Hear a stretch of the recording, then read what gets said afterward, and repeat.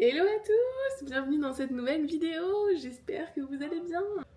Aujourd'hui on se retrouve pour une vidéo avec tous mes favoris depuis fin 2024, début 2025 et il y en a pas mal. J'ai découpé ça en plusieurs catégories.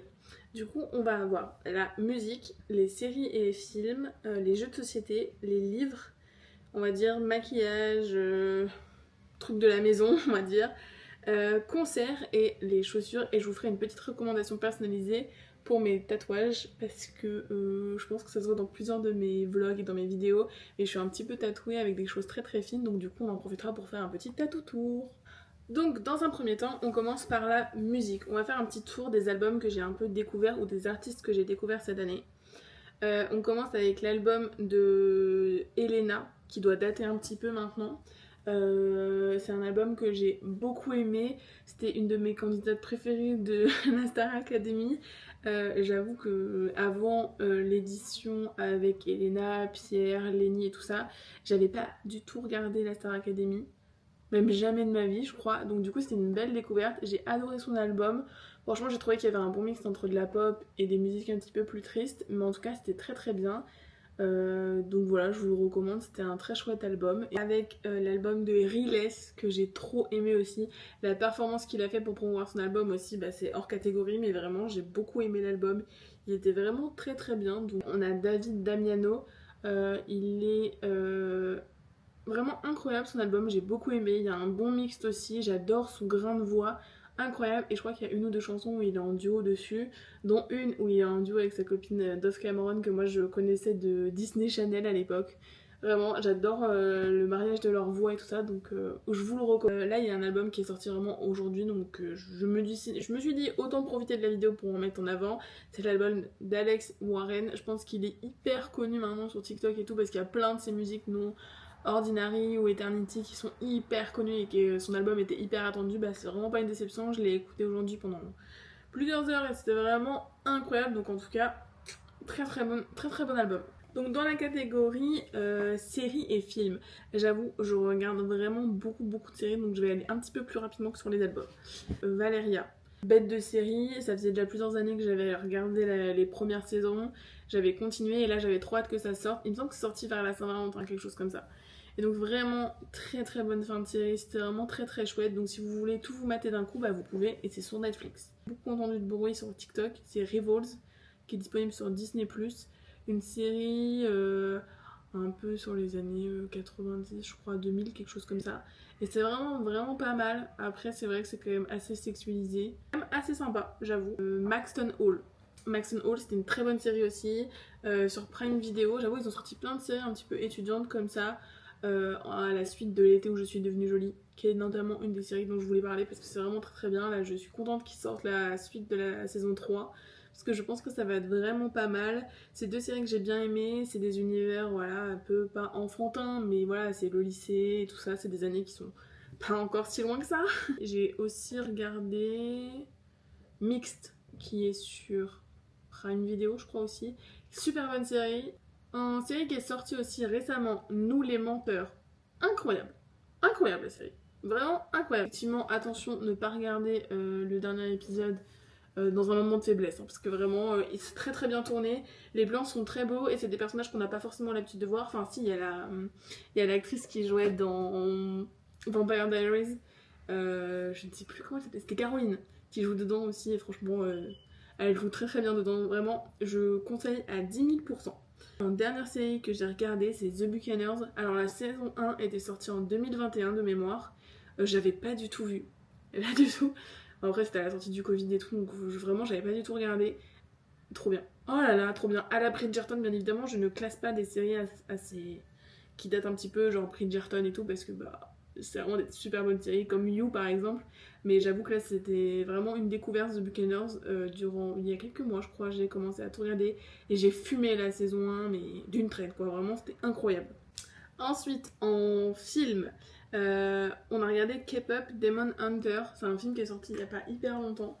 Mais vraiment hyper sympa à regarder, hyper simple, hyper détente et tout. Et c'est vrai que les graphismes sont vraiment super chouettes. Même type, donc c'est pas les mêmes dessins, mais c'est aussi un animé. On a regardé Juste l'espace entre nous, qui est sorti. Vraiment les dessins incroyables, un bon mix entre de l'animé et la version animée de Spider-Man qui était sortie. Vraiment très très cool, donc vraiment je vous les conseille, foncez, c'était vraiment super chouette. Dans d'autres films aussi, j'ai regardé un vieux film, Reviens-moi, qui était vraiment vraiment bien aussi. J'avoue, j'ai un peu versé ma petite larme à la fin. Enfin, c'est un film, c'est pas un film léger, mais en tout cas c'était hyper chouette à regarder.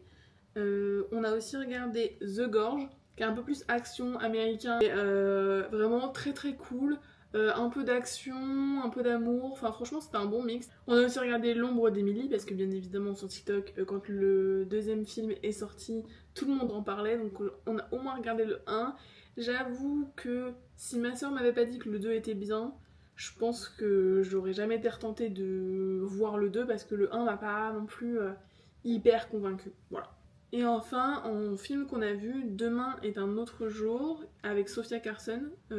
Franchement, c'était un bête de film aussi, j'ai adoré. Je pense que je le reverrai bientôt parce que vraiment c'était très très bien. J'ai pleuré un petit peu, donc vraiment c'est un très bon film. Ensuite, on enchaîne avec une de mes parties préférées, les jeux de société. Alors, on a plein de jeux de société qu'on adore. On a une passion avec des copains, ça allait faire des soirées jeux de société chez eux. Et eux, vraiment, ils nous font découvrir des trucs. Vraiment, à chaque fois, c'est super bien. Du coup, dans les derniers jeux qu'on a achetés qui sont hyper cool, on a des classiques et des moins classiques. Bien évidemment, je voulais le conseiller dans cette vidéo, mais le paquet de cartes classiques de chez Sostrengren, c'est des cartes hyper mignonnes. Elles sont en fait classées dans la catégorie enfant. Vous voyez, c'est des petites cartes comme ça avec des petites couronnes et les chiffres sont comme ça. Franchement, c'est un jeu de cartes basique et en même temps, il est hyper esthétique. Enfin, vraiment très joli. Donc, si jamais vous cherchez un jeu de cartes, pas très cher, 2€ là-bas. Voilà, si jamais vous en avez un pas loin de chez vous, moi j'adore. Ensuite, dans les classiques aussi, le Skyjo. Le Skyjo, je sais plus quand est-ce qu'il est sorti. Il y a peut-être 2 ans. Et on l'a acheté il y a 2 ans. Et franchement, je sais qu'ils ont sorti d'autres versions et tout, mais j'ai jamais testé les autres versions. Et ça, c'est le jeu à emmener partout en vacances et tout, ça met tout le monde d'accord. C'est hyper simple de compréhension et tout ça, donc franchement, top. Dans la même gamme un peu, on a le Cracklist, qui est un jeu hyper connu, et le Crack Story. Alors ça, c'est notre petite découverte, et du coup, c'est notre petit chouchou du moment aussi. Le Cracklist, c'est un peu un petit bac. En gros, vous avez des thématiques, et vous avez des lettres dans vos mains, et vous devez, avec cette thématique, vous devez faire en sorte que votre réponse commence par la lettre que vous avez entre les mains. Donc voilà, c'est hyper sympa et tout, faut réussir à trouver des mots, faut réussir à trouver des catégories. Il y a pour enfants, il y a pour adultes, voilà, il y a un peu de tout.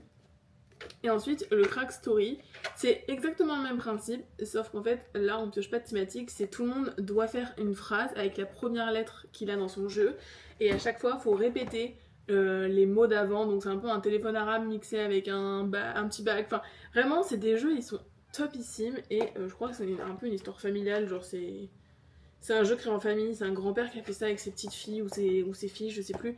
Bon bref, c'était vraiment chouette.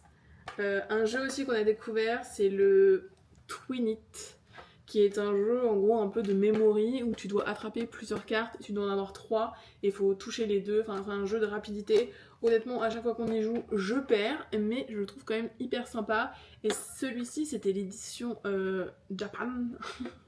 Et franchement, les cartes, elles sont trop jolies et tout, c'est des petites cartes comme ça. Que je mette pas tout par terre.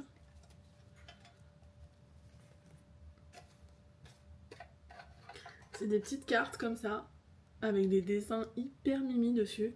Donc franchement, le Twinit, c'est un bon jeu. Si jamais vous avez l'esprit de compétition, bah vous allez juste vous arracher les cartes, gueuler un bon coup. Mais honnêtement, c'est un très bon jeu. Bon, du coup, on continue avec mes recommandations livres.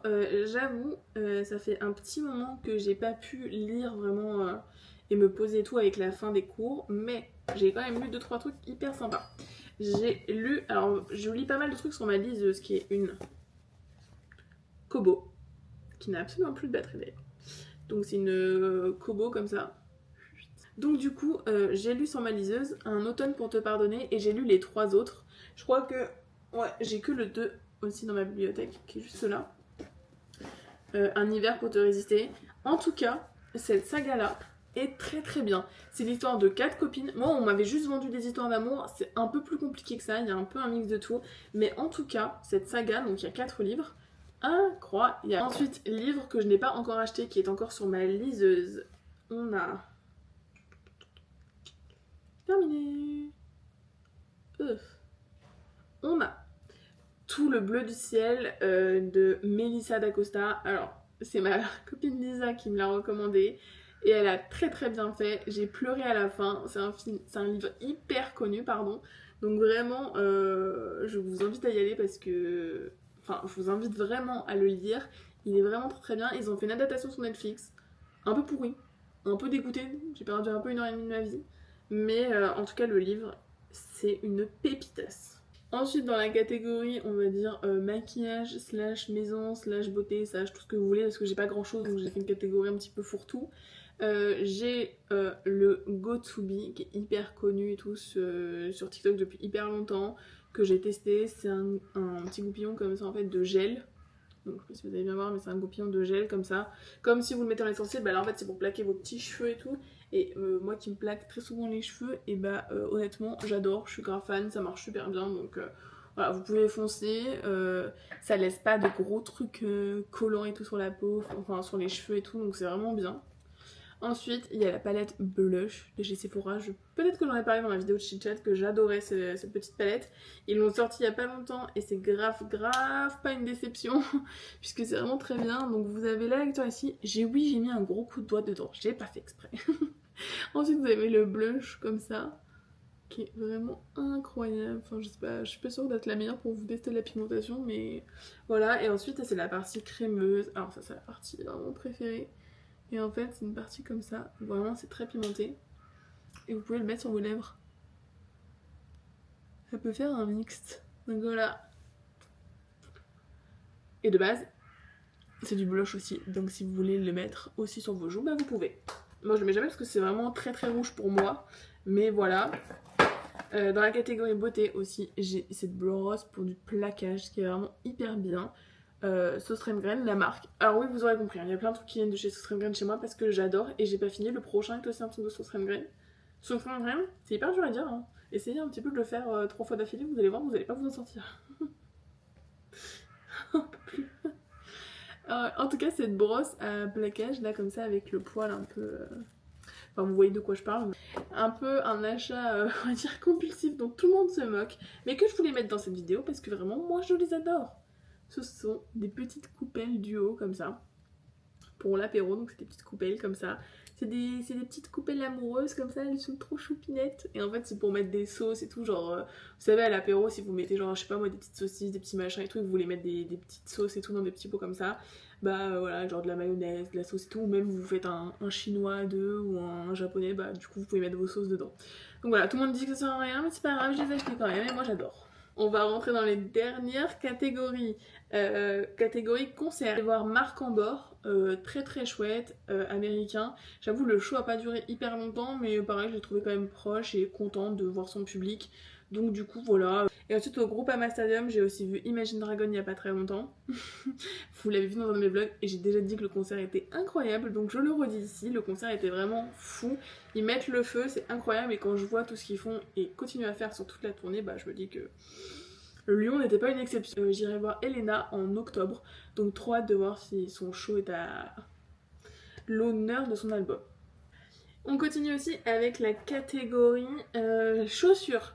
J'ai racheté mes intemporels, Gazette ou Spezial de chez Adidas. Ce sont mes chaussures favorites. J'avoue, j'en avais en rose fuchsia, qui sont incroyables aussi. Je les avais aussi, pas avec ce liseré là, mais avec du rose aussi, mais très très pâle. C'était mes premières, et celles-là, du coup, je les ai rachetées. C'est des originales, enfin, c'est des classiques, quoi, en gros. Celles-là, c'est des Samba, mais j'avais aussi les spéciales. Très très bien, j'adore. Et ensuite, en gros kiff, c'est des chaussures que j'avais vues depuis hyper longtemps. C'est la marque Caval, qui font des chaussures asymétriques. C'est-à-dire que vos deux côtés ne sont pas les mêmes, si vous regardez. Les deux côtés ne sont pas pareils. J'ai adoré la DA de la marque. C'est un petit peu tout est un petit peu recyclé, il me semble. Et du coup, je les trouve vraiment incroyables. Bon, effectivement, je peux pas les mettre avec tout. Mais je trouve que ça met grave un peps de couleur quand tu mets une tenue toute noire ou juste un truc full classique. Et bah, tu mets ces chaussures là en plus. Et vraiment top du top. Et enfin, pour finir, je vous fais une petite recommandation. J'en ai parlé en début de la vidéo. On va faire un petit tatou tour de ce que j'ai. Soit je vous montre, soit je vous fais des petites incrustations photos des tatouages que j'ai déjà. Mais du coup là récemment j'ai été me faire une tortue. J'essaie de me rapprocher pour vous montrer un peu. Hop, bonjour. Donc j'ai été me faire une tortue il y a pas très longtemps, ainsi qu'une phrase. C'est le soleil revient toujours après la pluie. De ce côté là j'ai un tatouage fleur, comme ceci. J'ai aussi Wildflower ici, et j'ai aussi, je vais essayer de vous montrer. Et ici j'ai aussi un soleil. Tous ces tatouages, j'ai été les faire chez une tatoueuse. Ça fait 3 ans que je suis tatouée maintenant. Et j'ai tous été les faire chez la même tatoueuse qui s'appelle Sunday Tattoo. Je pense que je vous mettrai son Insta ici. Donc c'est Sunday Tattoo. Moi je préfère tous les tatouages en ligne fine, j'avoue. À part celui qui est derrière mon bras qui est un flash parce que c'est mon tout premier tatou. Tous les autres sont en ligne très très fine, ça m'oblige du coup à lui faire des retouches, mais en tout cas elle est hyper sympa, elle comprend de ouf. Moi j'ai très très peur des aiguilles, donc quand j'y vais à chaque fois je lui dis moi je suis désolée, mon premier je me suis évanouie sur la table, donc autant vous dire que elle est vraiment adorable. C'est une petite crème et tout, vous pouvez aller faire vos retouches après, il n'y a pas de problème. Moi j'ai emmené ma soeur, j'ai conseillé mes meilleures copines aussi à y aller et personne n'a été déçu, tout le monde a trouvé ça très très chouette. Donc voilà, j'espère que ça vous aura plu ces petites recommandations. N'hésitez pas à me dire ce que vous me recommanderiez de voir, de lire, les jeux de société. Je suis hyper curieuse. On adore découvrir des jeux de société, donc vraiment je suis porte ouverte, j'attends vos recommandations. Et bien évidemment, si vous avez aimé la vidéo, n'hésitez pas à la liker, la partager et la commenter. Et on se retrouve dans la prochaine vidéo. Des bisous!